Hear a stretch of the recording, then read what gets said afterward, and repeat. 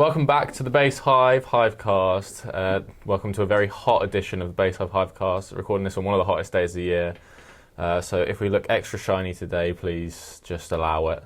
My guest today is a UK-based artist, but he's got a wider following than that, and it's going to be interesting to talk about his sort of background in the music scene and some other places that he might be popular aside from the UK.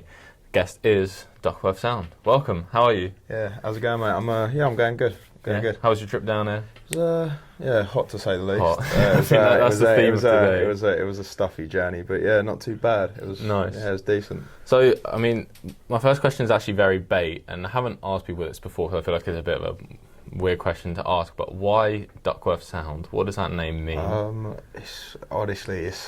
had like someone ask this before, and it's such like a straightforward thing for me. It's just my second name is Duckworth, and I just thought, well, the music I'm going to make is my sound, so it's the Duckworth sound. It's fair enough. Duckworth sound. Duckworth is an amazing second name anyway, so you've been fortunate in that department. Not too bad. It's a bit of a curse. Get the odd joke like Coronation Street and all that. It's quite a northern name for living in the south, but yeah, no, it's all right. So you live in the south. Are you originally from the south?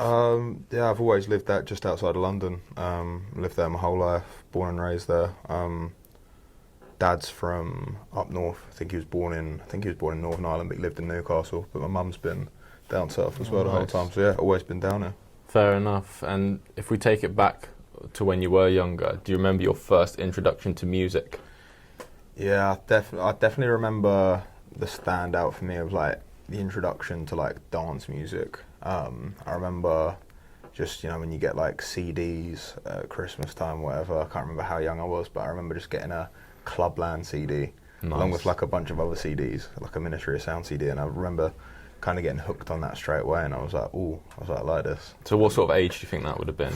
Honestly, that was like, if we're talking CD days, maybe I was like maybe 9 or 10. Maybe that's like the first time I really remember listening to like proper dance music. And do you remember some like standout tracks that kind of caught your attention?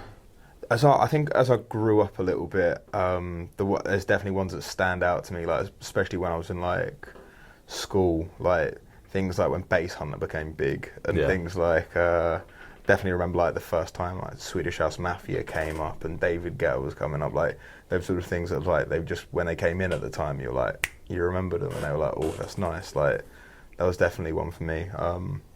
But I think looking back, definitely if you go to like, I was thinking about the Ministry CD, definitely like the old school Ministry, like garage CD, like the classics, like DJ Luck, MC Neat, like stuff like that is like the classics that run that CD that I definitely remember hearing for the first time, being like, yo, like this is sick. Were you listening to any other types of genres of music during that time as well, or was it all about dance music? It was just that I had them dance music CDs at the time. They were just, whenever I put a CD on, they were the only ones I had, so they were the ones I listened to. Nice. And then what was the transition like from just being a fan of the music to actually actively wanting to create the music and to DJ the music? What came first, DJing or producing? So DJing came first. I remember just watching videos, like at the time I was a very big fan of guys like Laidback Luke, Swedish House Mafia, Afrojack, David Guetta. And I just remember watching a video of Laidback Luke, and I saw him DJing, and I was like, "This is just crazy," because he's very techie on the decks as well. He's sick, and I just being like, "How do they do this? Like, how do they do this?" And it was literally like the simple question of like, how, like, what is it? How do you get into it? So once I like figured that out, I brought myself a controller. Just put the controller in front of me. I was like, right, how do I use this? And I kind of taught myself through like looking at things on YouTube and going onto forums and stuff, and actually like learned how to DJ and to beat match that way. And how old do you think you were at this time? I think I was about 14, 15. So at that age, obviously, well, assuming you're not going to clubs and raves and stuff, so what kind of introduced you to the culture of that side of music aside from the CDs? And were you going to parties? How did you begin that? I wasn't going to parties. I wasn't just wasn't the type that was ever going out to them, like whether it was not getting invited or just not knowing about them really. I just remember I just used to focus on if I enjoyed making things like mashups and stuff when I was DJing, that's kind of what I got into. But more than anything, it was watching things on YouTube. So watching clips or videos of guys like Laidback Luke play clubs and play shows, whether it be festivals or that. That's kind of how I probably got introduced to the scene more than anything. Like looking at that and being like, oh, these are really cool. This is like a really cool thing that's going on. And then making those mashups and teaching yourself on your decks, how do you go from doing that just in your room or wherever at home to playing them out to people at events? It got to the point where the first like introduction I had to kind of playing in front of people was I just got kind of like confident enough with what I was doing as a DJ to like start playing house parties. So when I was at school, if someone had a party, I'd be like, cool, I've got speakers and decks, I'll come through. And I just started playing house parties alongside like one of my mates, and we literally ended up doing pretty much most of the house parties in the area for like probably like 2-3 years, like, and that's how we kind of got to it and just enjoyed it through that, really. So what was the first time you stepped foot into a club to play? The first time I stepped foot into a club was the first show I'd done in London was for a company that called Wheel Ups, and they'd done a bass night, and they put me on to play, and it was just like a kind of like it was more of a bar setting. Oh, and right. the guy was trying to push it as, you know, like any genre, any style. And that was my first like time in the UK where I was playing in front of people. By then I was kind of quite comfortable on CDJs and stuff. I managed to get some practice in before on them. So yeah, that was probably when I was about 19 or 20. It's probably the first time. And was that a regular thing? Were you playing at these sort of places? No, it was just a one-off. Like after that, I don't think I played another show in the UK for quite a while. I think I'd done maybe 1 or 2 more, just like pop-ups at these bars that this guy was putting on. But other than that, I had a lot more things going on, like abroad. I had more opportunities elsewhere, just because I think the style of music I was making at the time was a bit better suited to. So at what point in the timeline of you DJing did producing come along? It was quite early on, to be honest. I think I was about 15 or 16, where I was just still like doing mashups and learning how to do everything, and I kind of was like, this is really cool, but like what I don't get is, so how do they make the music then? It was just another simple question, as same as like when I was watching them DJ, I was like, what are they doing? How do they do it? I then thought, oh, they make music, so how do you do that? How do you go about it? So again, a quick little search, went on YouTube, was trying to figure out how people make music. Got introduced to FL Studio, and literally kind of rinse and repeat. Just sat there and watched YouTube videos for hours on how to make music, how to make a beat, how to make this, how to do that. At the time as well, there was still blogs going on. There was the Laidback Luke forum, where people would just post their demos, and they would basically get feedback from admins. And some of the admins at the time were guys who were quite big artists in the scene. And that was kind of where I kind of got my first foot in to learn how to make music. Terrible music, to say the least, but like it was the first like foot in where I learned how to make like an actual track. I don't think I'm wrong in saying you're quite a multi-genre producer.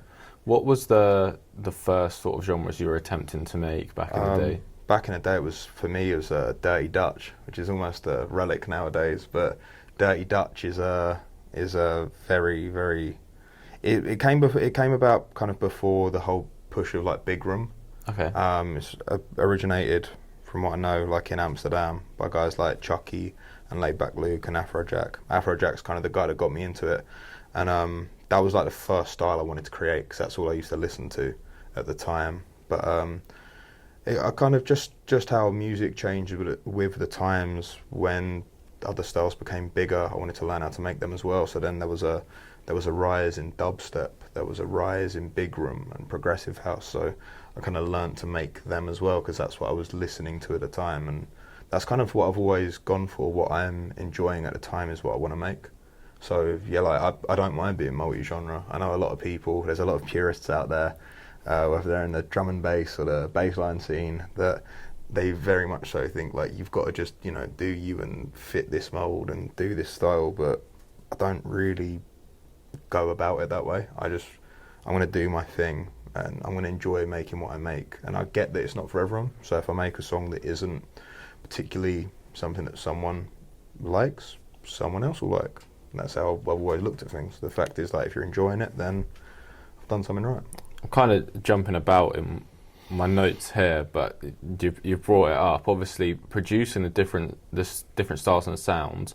What's the sort of difficulties in trying to retain a following, an audience, when you're producing different styles? I think there's two ways to look at it. I think if you kind of set yourself out at the start and make it very clear that you are going to be multi-genre, that you are going to throw about different styles, do a little bit of everything. If people like that and accept that, then you're going to keep that following because they're going to know who you are and that's what you want to do. I think it's definitely more difficult if you are, imagine you just made bass house for 5 years and that's what your following had, and then you turned around and said, here's my new hard techno tune, or here's my new drum bass tune. You're going to lose a lot of what your audience wanted, because if your audience just like bass house, not all of them will, some of them, you've got to remember, some of your audience will probably like other things as well. So they might like it and be like, oh yeah, like you're doing something different, this is cool. Some people might be absolute purists, some people might not like that style of music and not back it. So that's where the difficulties kind of lay, I think. But I think if you just set yourself up as being who you are and what you do, if you want to do multi-genre and people respect you for it, then that's the way you should go. Because I think that's what people know me for. Like, if I play a set, I'm not just going to play a straight hour of one style at 1 BPM. 9 times out of 10, I'm going to switch it up. I'm going to catch people off guard. I'm going to have fun with it. I'm going to do what I fancy doing on the night. And I think that's what people know. So I think I've set a good kind of precedence for people to know that's what I do. Yeah, no, and the interesting thing is that, though you said you're born and raised in the UK, right near London, although the genres that you were mixing with and you're producing weren't strictly UK genres. Yeah. And am I right in thinking you have quite a substantial following abroad rather than the UK? Yeah, I think it's fair to say, like, I wish I had more of a following in the UK, and maybe that will come with time. But I was making a lot of styles that weren't so popular in the UK. But with the power of the internet, with the power of things like SoundCloud, people are going to listen to it and they're going to be from abroad. So a lot of the music I was making was kind of picking up more in parts of Asia. Just Japan very specifically was like really feeling it a lot. Parts of America where I knew guys in like the East Coast scene in New York, New Jersey, people in the West Coast where there's places like LA, which are obviously a big hub for like a lot of music. Picked up a following from there, and obviously when you pick up that following and you find other people who make that style of music, you interact with them more. So at the time when I was making that music, you'd interact more with people who weren't from the UK, so I was interacting more with people abroad, which is gaining more of a following, maybe then making collabs with these guys, and it kind of had a roll-on effect where I picked up a lot more notoriety kind of outside the UK before I picked up anything in the UK, shall we say. So for what you were doing, would you say that you benefited from having an audience outside of the UK? Yeah, absolutely. I think to an extent I did. Like, I wish there was more benefits I could have had from it. I've had a pretty good following and I love the support I get out from the States. But wish I could have benefited more. If visas weren't a thing, I probably could have benefited a hell of a lot more, but sadly they're a reality and you've got to like work very hard to get to that level to actually go out there and properly play in the US, which will always be a goal, but it takes a lot more than to just have a bit of support out there. But yeah, I've definitely benefited. I've had a lot of time out in Asia as well. I've had a lot of fun there. I've done a tour in Asia, I've done shows in Japan and China and that, and I've really loved it. I've really enjoyed it, especially Japan is one of my favourite places. They very rarely get a lot of people come out, so when they do, they really just give it their all out there. So the energy's always proper. There was a Legoland show there recently where lots of clips got played, and it seemed like they really had embraced that culture and made it their own. They have a lot of out in Japan, from the people I know out there. If they like a genre, that following is they're on it straight away. So that back in the day when I first went out there, a very big style that was around at the time was called jungle terror, which is like a mixture of like a kind of tribal drum sounding big room spin-off kind of thing. There's a guy who made it very popular called WeWork, and I made a lot of music that sounded a bit like that, and that picked up massively in Japan, and that following was absolutely huge out there. They were so devoted. So when like even the first show I had out there, I was kind of sitting there like, there's no way people would turn up, but people turn up and they gave it our absolute all because that's what they wanted. They wanted to listen to it. And in the last couple of years, I've seen like there's been a big like surgence of like bassline following and bass house out in Japan, and they've like pushed out like Lingoland Japan, which seems absolutely crazy to think, but it looked absolutely sick, and like, they just absolutely love it. And I think it's amazing to see like other countries and other cultures sort of like leaning into the style that inherently came from the UK as well, and making it their own, because they're not just taking it and copying it, they're evolving it. They're doing their own thing with it as well. Making it match the sound and the styles that are out there. Absolutely. I think that's what happens a lot though. I think so much is kind of born and bred in the UK that we don't even think about taking credit for. Like the entire US dubstep scene right now wouldn't be anything without the fact that we really started dubstep in the UK, like the old school style dubstep, the old school you scream, you bang, your Magnetic Man style beat. They were doing that way before any of these men in the US were doing it, but they took it and evolved it and turned it into their own thing. And it's kind of the same now in Japan with bassline and what's going on there. It's really cool to see.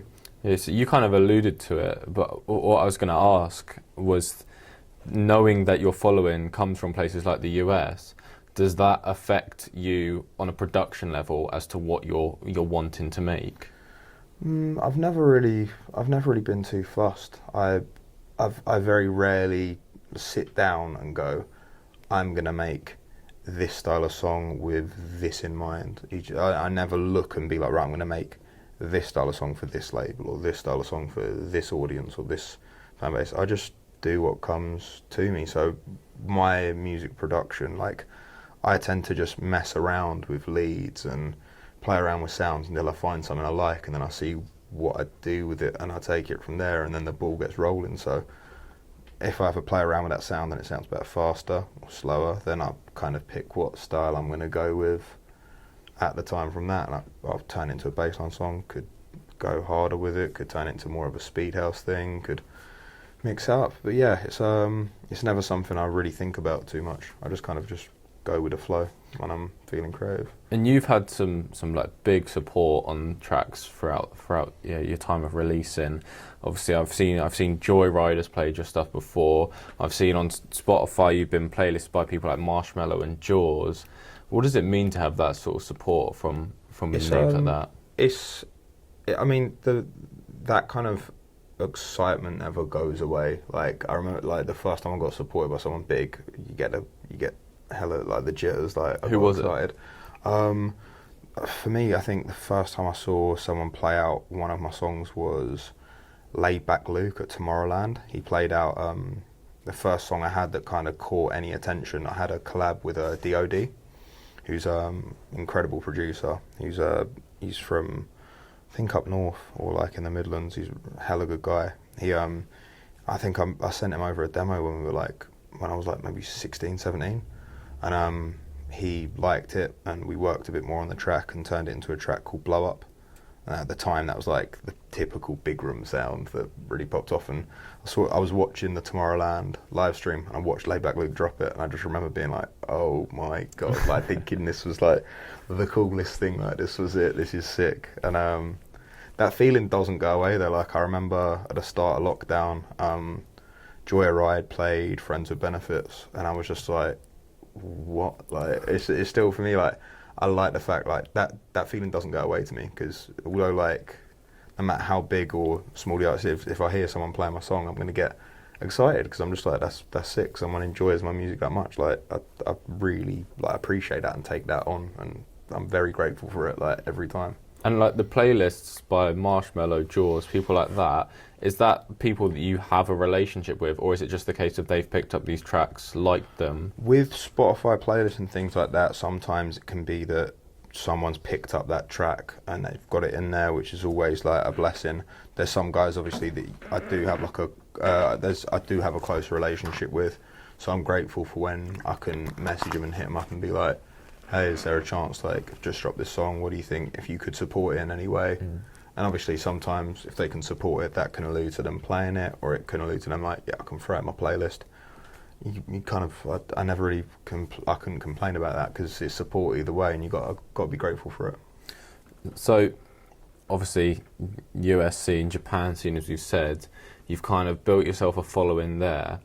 From my sort of perspective of doing a bit of research, looking at your releases and the way they've sort of come over the last sort of year, have you been trying to transition more towards the UK fan base now? No, absolutely. I've always enjoyed bass house and bass line, and I've never shied away from the fact that I said, like, back in the day I didn't ever really want to produce too many things that were hot in the UK at the time, like any style of drum and bass or that. I love listening to it, but I didn't want to make it. I just didn't have the buzz to make it. I want to make things that I'm enjoying making. I didn't want to sit there and stress out and try and make something I didn't want to do. So for me, like, I was naturally making bass house at some points, and it kind of naturally kind of turned into a bit more of an aggressive kind of bass line lead sound, which is kind of what's in right now. And I've just kind of, I've just enjoyed it. And of course it is hotter in the UK, so if I can pick up any more like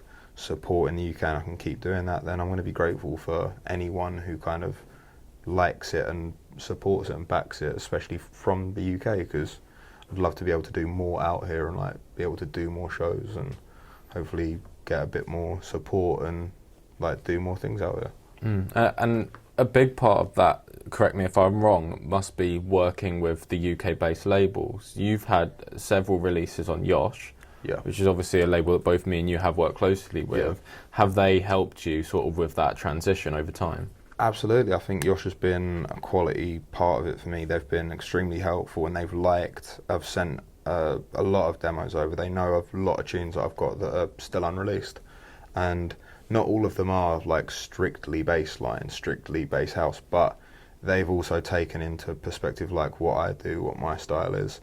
And, you know, we look through each track that I send, and like the plans that I get and the ideas for what to release next and what to do next has been so helpful and so useful. Like I honestly appreciate it so much, because for me it's like the perfect way to kind of ease myself in and do a bit more in the UK with people realising it step by step, especially working as closely with the guys at Yosh. It's been class. So yeah, it's just been a really good combination of it all, really. Like, especially over the last year, because that's really when the releases have taken place. No shows, lockdown, as we all know about, which has been tough for everyone.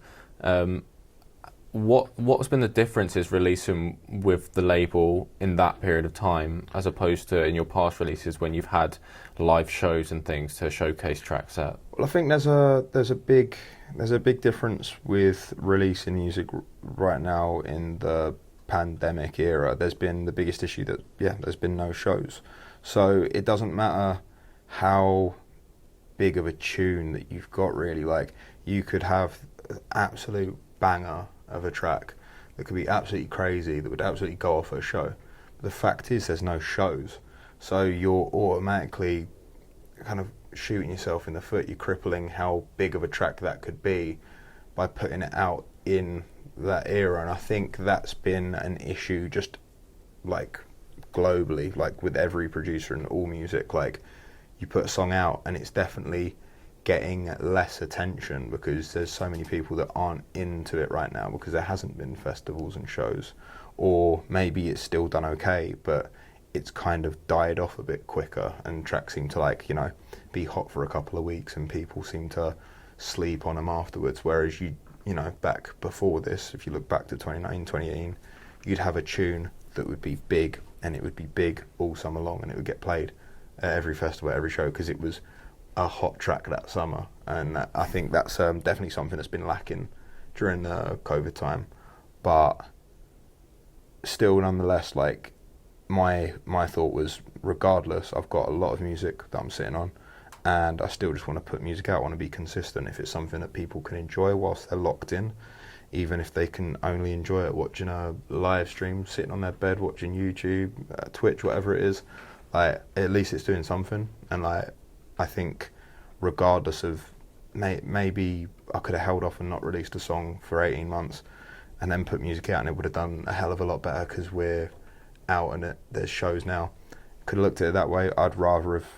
I'm happy to have stuck with my guns and just been consistent, put out music, been happy with what I've put out, regardless of how successful it's been, if you want to look at parameters of what you'd call successful, I guess. Like, I'm happy with how it's gone and how it's all been. Like, and obviously, like the promotion side of it is completely different with not everyone's engaged in a live stream, whereas people are a lot more engaged in live shows because it's something they can physically go to.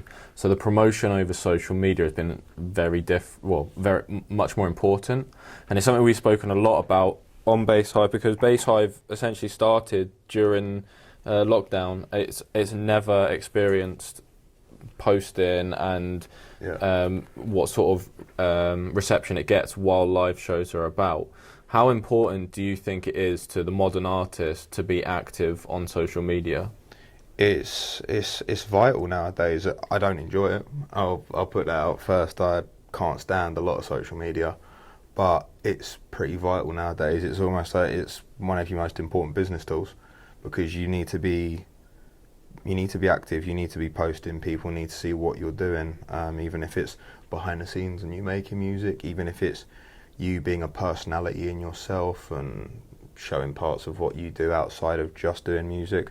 But it's very vital because you need to build up that following. You need to build that like kind of retention from fans and from people. Like, there's only so many friends you've got that are going to back you and support you. At the end of the day, you need to build a bigger following, and social media is a very important part of that. I think it's going to be easier once there's more shows back, because I still believe you obviously will gain more fans from doing shows, people seeing what you can do live, and if they enjoy it, hopefully you can retain them back and they'll come to the next show. But of course, a massive part of that is going back to social media. If someone sees you play at a show, they're probably filming, because 9 out of 10 people nowadays have a camera in their hand the whole time it shows. If they're posting a clip, if they're posting a video on Twitter or Instagram, wherever, if it's on Instagram, chances are it's a story. They want to tag you.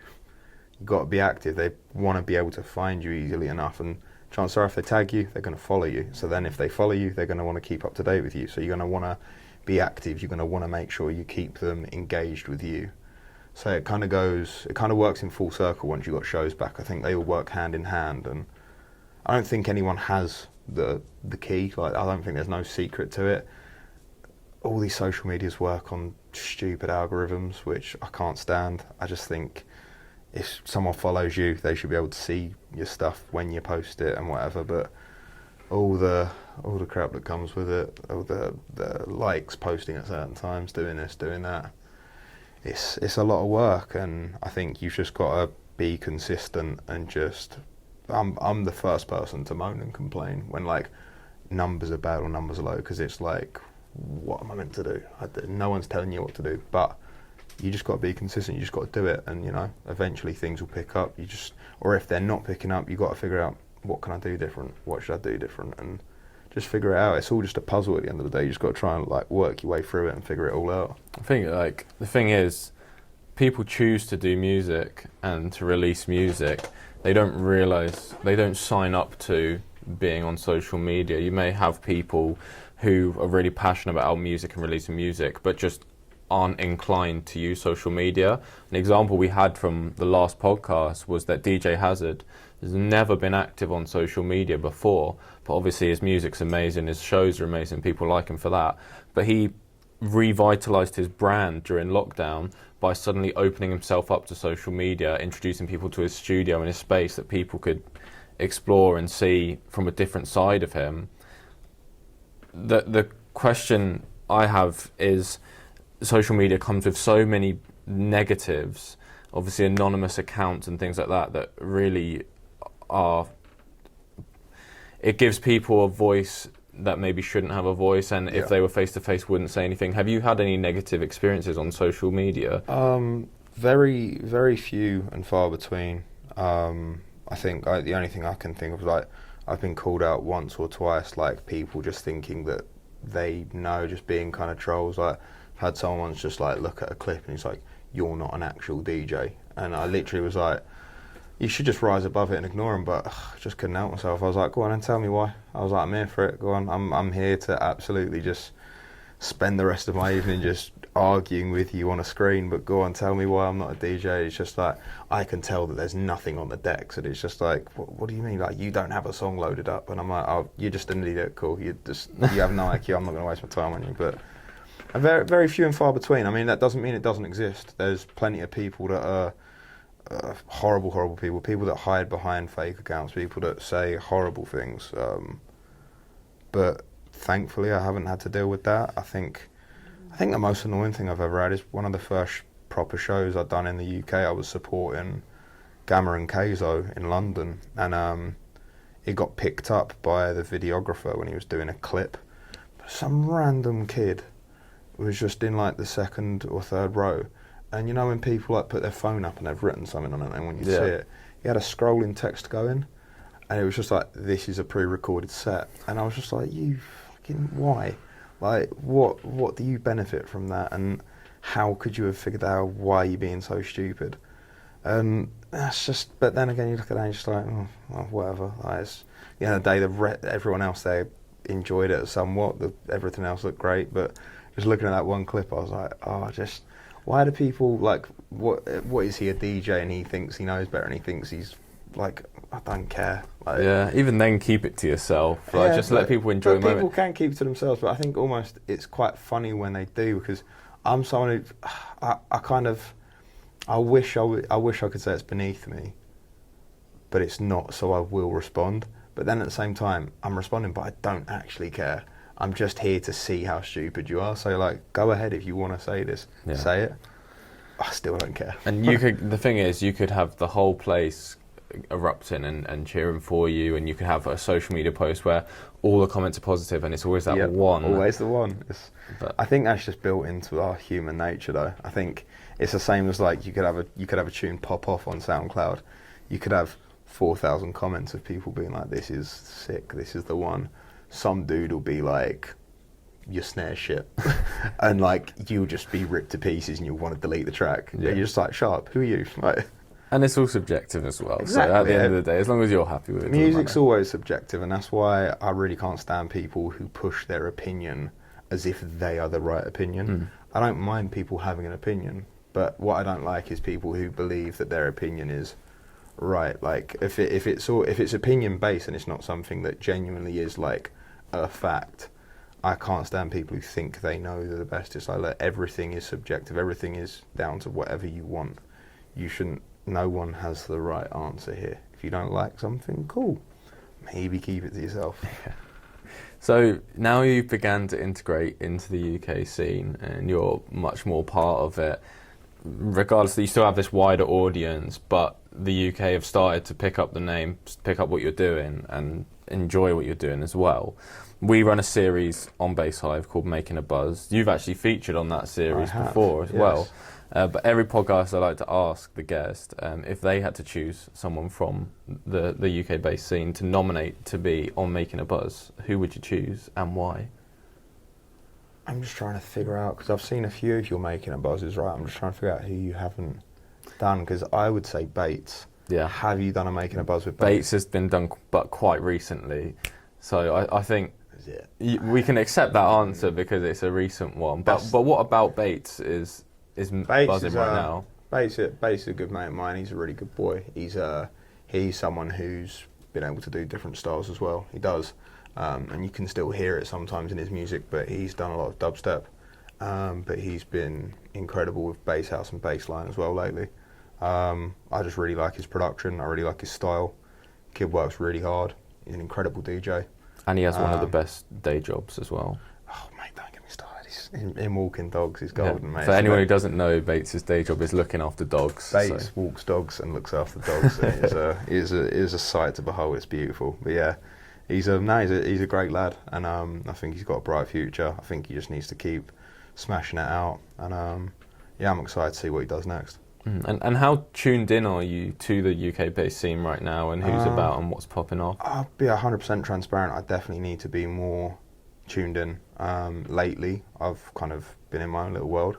I haven't been focusing as much on music. I've been trying to take a little step back and enjoy a few things whilst I can, just try and get myself set back up to work, back on my own music. I kind of very much so put myself in a tunnel, and I don't look outside of that tunnel, so I look at just what I'm doing and I focus on myself. It can be very beneficial, but I think as well I do need to actually look into a few more guys. But there's loads of guys making noise right now who I have seen, who've picked up, especially over lockdown. Guys like KDYN, Yeah. absolutely just blown out of the park. Guys like Drinks on Me doing huge now, Monster Cat. But like also like labels as well. I've noticed like Renki starting to pick up a little bit. Yeah. And of course all the guys that are coming through Yoshbit and Yosh, like guys like Dean are doing really well. Really like some of the stuff he's done. 1997's got a few tunes now that are popping. Like there are guys that are on my radar. I definitely wish I knew more people, and I really wish like more people just sent me their music so I could check it out. Because that's one thing I do. I always go through like promos and stuff, but I wish I just knew more people that are coming up right now in the UK. I wish I could like have a little more of a dig into what they're doing and have a look at how they're doing it. But maybe it's something I need to do in the next month. Yeah, well, or it's so. an interesting one because obviously you're, in a way, from the outside looking in, Yeah. a lot of people are trapped on this inside of the UK scene wanting to know how to expand. As someone who's kind of reverse engineered it, what piece of advice would you give to a UK artist about getting their sound heard abroad in places like the States and Japan and places like that? Look for people out there, and it doesn't matter how you go about it. If it's most likely going to be through social media, but look for things that people like. So there are fans of bassline in the US and in Japan, like we've said. There's people out there that make it out there. So look at guys who make it out there. Look at people who release it out there. Look at DJs who spin it. And easy ways to do that is look at hashtags. Look at people who follow bigger artists, and then just like have a look at where they're from, see where they're at and stuff. Look at DJs and artists from them areas, and then start talking to them more, start working with them more, because just as much as they can benefit from you and your audience, you can benefit from theirs, no matter how big or small that artist is. So if you wanted to work with an American artist who's making bassline, and he maybe only might have 110 followers, but his fans are friends that live in that state of his, and they all like bassline. They've just been introduced to you now, so that's still more for you. That's still something to gain, and it shouldn't just be about gaining. I think it should always just be about the music and for the sake of doing it and enjoying it. But if you want to look at what you can gain, look at where you can gain, and look at spots where clearly there is a demand for it, there is a need for it, people that like it. Doesn't matter how niche it is. Like, will there probably be a day when Japan can do a 2-day festival and every single Donny from the UK goes out and plays bassline? Probably not. But still, like, if it's support, like, support should still mean the world nonetheless, even if it doesn't mean you can get out there straight away or not. And if you do want to get out there, look at how to get out there and really focus in on that.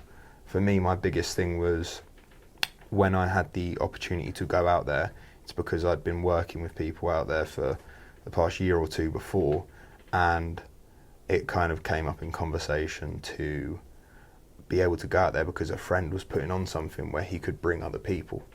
And that was how I got into a scene. So for me, my first tour in 2017 in Asia was thanks to a guy called Kaku, and he was doing a shit party, and he was putting on some artists to bring with him, and he was able to bring me with him off the back of that because I was close enough to Japan. I told them I'm nearby.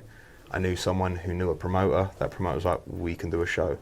And kind of just, it's like, you have to ask, you have to reach out, you have to like work hard and try to figure out. Yeah, you've got to network, and it's difficult to network. Don't get me wrong. I think it's hella hard to kind of just make it normal to just go from, not knowing someone to finding out a person and then trying to talk to them casually and get to know them. But you've got to have that confidence, you've got to have that boldness to reach out and hit them up, whether it be email, whether it be through a social media, like you've got to do it. So by the time this comes out, you will have released a couple of what you're calling your flips. Yeah. Which I guess is your latest venture as to releasing. Do you want to just kind of explain what they are? Yeah, so a part of like, I guess my brand is this thing I've been calling the Worldwide Underground. Kind of fits into the logo. You've got the London Underground sign in the logo and stuff. So a part of the Worldwide Underground thing is I call something called Underground Flips. I'd done it last year. Again, it's like I had a gap in my release schedule. And I'd been making loads of kind of edits or mashups and flips and remixes of stuff. And I basically kind of realised what ones people really liked and kept asking for. And I thought, I can just put them out for free on SoundCloud. I'd done it last year with five tracks, done 5 flips across 5 weeks. And the reception was really good on that. Some of them picked up pretty decent amount of views and listens and stuff. And I've been kind of waiting to do it again, just waiting for that gap in my release schedule, and it's literally landed at the exact same time it did last year, which is quite funny. So this year I just decided to just literally just put all of the ones I wanted to put out. So I've put out already the Rhythm and Gash flip. I've got a flip of Katie B on a mission that I'm going to be putting out. I'm still not sure when. I haven't really decided a schedule for them yet. I'm just kind of like when I feel like the time's right. And then I've got actually the whole pack, which is Underground Flips Volume 2, which is going to be 5 flips. There's flips in there with a guy called Zarepa from the US, a guy called Ghostface from Canada. It's not all bassline and bass house, but it's just remixes and flips of tunes that I've just basically I made to put in my sets as weapons. And because they've got such a good reception, I might just put them out for free. So what's the actual benefit of doing them? Because obviously a track like, just for example, Sash and Chicane or something like that, you can obviously give it to a label, they release it, it goes on all platforms, people can buy it. What's the actual benefit of doing these flips which are out for free? So I think going back to it, it's one of the first pieces of advice I ever got, and this was even before, algorithms and things took over, but I got told by Laidback Luke that like if you're learning to make music, start by doing remixes. Start by taking a song that you like and maybe trying to change it. Just change it as much as you can, but you still like it because it's a song that you like. And I kind of took that, and there's so much more to it than just that, but that is a very good concept in learning how to make music by doing that. But it goes so much deeper than that. If you're starting out as an artist, you've made your SoundCloud, you've got 0 followers, you think putting out an original is going to somehow just pop off from the get-go. You have no following, you need to build that following up. No one's going to search for your new artist name with whatever the song title's called, right? Because they don't know who you are. The way to get your name out there is to do remixes and flips, because that way when people are looking for a song, they will then see the remix in the search bar as well. At some point it will come up. When people find remixes, that's when they can find them and go, oh, okay, I like stuff from this guy, follow him. You can build up that following from doing remixes and doing flips, and then that's when you can start unloading the originals afterwards. That's the one thing I think not enough people are doing. They think that they could just go in and put out one song and then go, hi guys, here's my 5-track EP. It's not how it works. Like you should be building yourself up, and I always say consistency is key. Like, challenge yourself to try and put out a remix or a flip every 4 to 6 weeks just on SoundCloud. By doing that, if you use the DL gates when you want to get a free download and you have to go onto that extra tab and do something, and as annoying as they are, they're a huge tool, because you can then direct someone from that to, you can download this if you follow me on Spotify, if you follow me on Twitter, if you follow me on Instagram, if you pre-save this track, if you follow me on SoundCloud. It's a way to build your audience up, and it's a couple of clicks. I know some people can't be asked and they're lazy, but people will do it. If people want that song and they like the song, and then you're building up your audience by putting out them remixes. So to break it right down, for you, are the flips are tools for promotion? Yeah, absolutely. They're a tool for me, and they're kind of like they're a tool for me, and they're a thank you to everyone who is supporting me, who did like this song that they've heard in a live stream, or this, like, because a lot of them I just previewed through live stream, so they've heard this is sick. I take note of what ones are the most popular, and it's kind of like a thank you for me to go, right, well, thank you. Like, if you're already following me, you know you're going to have to click the free download. You're already following me, so it will take you probably straight through, and boom, like, you can have it for free, like, and you lot can play it, and whoever likes it can DJ it and whatever, like, they can do what they want with it. But for me, yeah, it's just a tool that if I'm bringing in new guys, new artists, new people who don't know me, it's a way for them to get to know me and then kind of be brought in to then follow me and to see everything else I've got going on. Have you ever had any recognition from the original artists for the flips you've done? There has been a few. DJ Snake liked my flip of Southside that I done. He done like a full remix pack for it, but you know, I'm happy to say, like, I definitely wasn't at that caliber that the remix pack, the guys that run it, they, you know, that's a top tier caliber remix pack. It's for DJ Snake, like, but I sent him a flip and he just was like, yeah, this is dope. Like, it's kind of nice to know. It's like, right, I'm on the right track. Like, I'm doing things that are working. But yeah, I've had it a few times. Sometimes 9 times out of 10, you know, everyone's got their own stuff. You never know how busy someone is. Maybe they don't even see it, but you know, it is what it is. It's cool either way. Right, moving towards the conclusion of the podcast, I've got a couple quick fire questions for you. In the summer, jungle or liquid? Jungle. And then following that would be jungle or UKG? Jungle. Jungle still. MC or vocalist? MC. Grime or drill? That's tough, you know. Nah. So, got to be grime. Yeah. The drill's the new wave, but like Grime's OG. Like, especially after the rhythm gash flip, you can't be saying exactly. Like, don't get me wrong, I really do like drill, and I love a lot of the drill instrumentals and the style it's going in, and a lot of the artists are killing it right now. But yeah, just I think we've all grown up with grime, haven't we? So yeah, how can you not? UK culture, isn't it? How can you not? It's always been popping. Drink or smoke? Drink. And club or festival? Ooh, that's tough. What's the differences?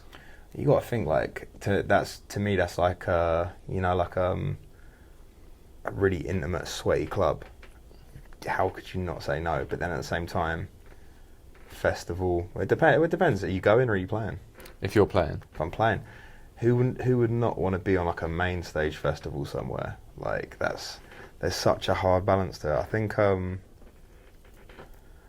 haven't experienced a festival yet, so let's go with clubs. Let's go. You can't beat the energy in like a packed out room. Like, what I find, I've not played any shows. Actually, by the time this come out, I might have played a show. There we go. But there we go. But when I've gone to raves before, when you go to a rave at a smaller, sweaty venue, like you say, everyone is there for the music and for the artist that's playing. Absolutely. Primarily.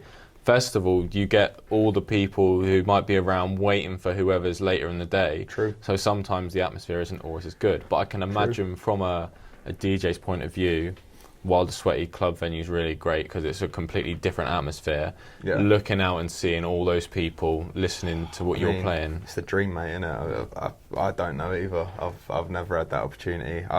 I was very close to maybe having that opportunity this summer, but sadly it got cancelled. Yeah. But one day, but obviously I don't even know it either. For me, it's the same, man. It's just a dream. So one day, if it happens, maybe I'll change my answer. But you're right. Like, when you're in a club, when you're in a small, sweaty club, like, everyone's there for the music, the vibe, and the energy's on point. I guess the other thing you can take from it, if you're out at a festival, if they're waiting for someone else, but they end up liking your set, you've just made some more new fans. Yeah, of course. But yeah, I guess we've got to go with a small club.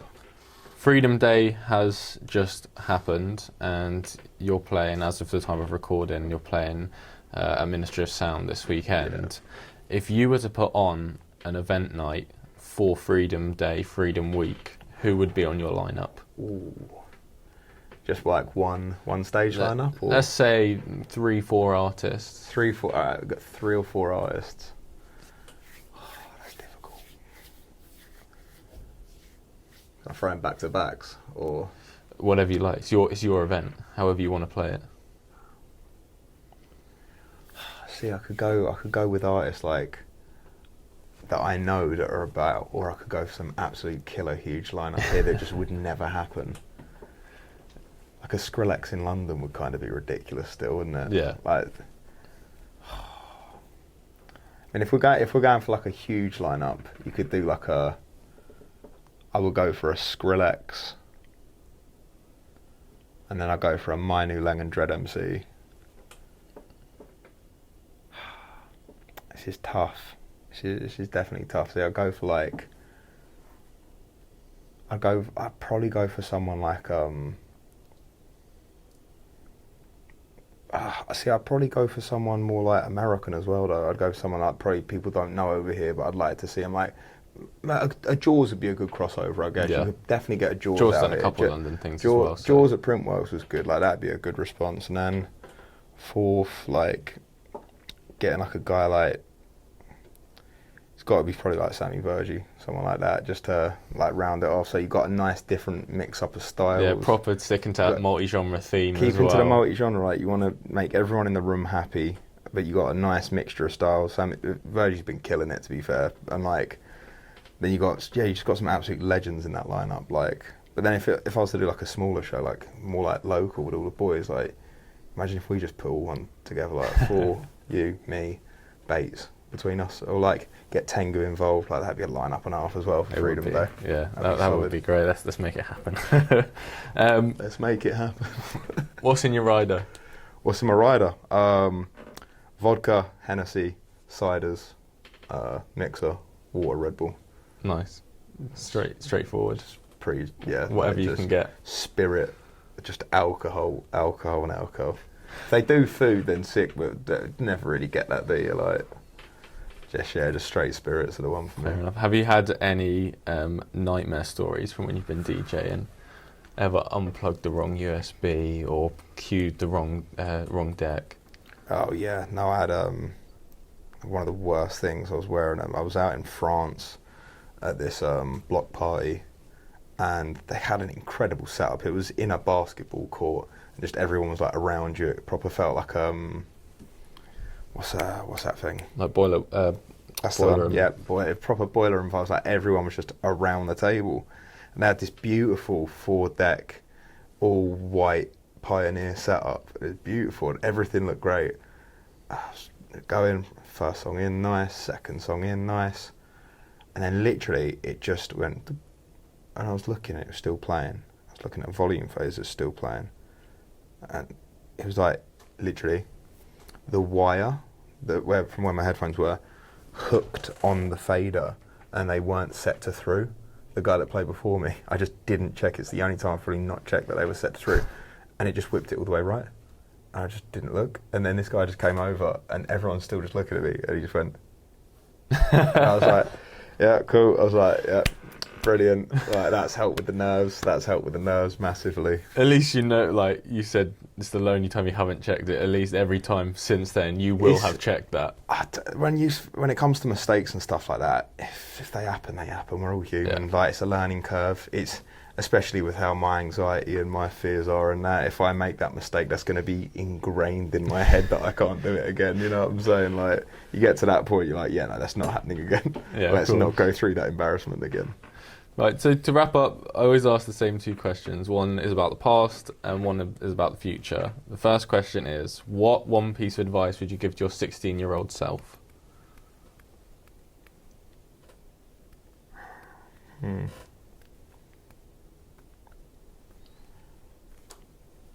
Just don't stress too much, enjoy it a bit more. Just everything works out in the end. Just try and actually enjoy what you're doing and stop getting stressed about it. Just stressed about what specifically do you let yourself get stressed about? Just everything.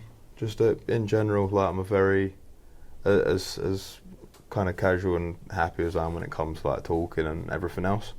When I'm trying to get focused up, I do get very stressed. And when I'm alone, I get very stressed. I'm very stressed when it comes to like what I think I'm doing with my music. I get very stressed and worked up if I'm doing things good enough, if I am good enough, if I'm not doing things right, what do I need to do more? And I shouldn't be getting stressed about it. You just got to understand it's just a part of the game now. Yeah. You just got to enjoy it. You've got to take every day as it comes, and you just got to enjoy it. if something fails, if one song doesn't do as good as your last, don't get stressed about it. It's life, it's music. One song might do good, one song might do bad. Just keep moving. Your next song could be the next one that blows up. So yeah, of course. You just got to try and stay positive about all things and just enjoy things a bit more. That's the one thing I tell myself. If I just took things a little less seriously, I could feel a lot less stressed and enjoy it a lot more. Of course.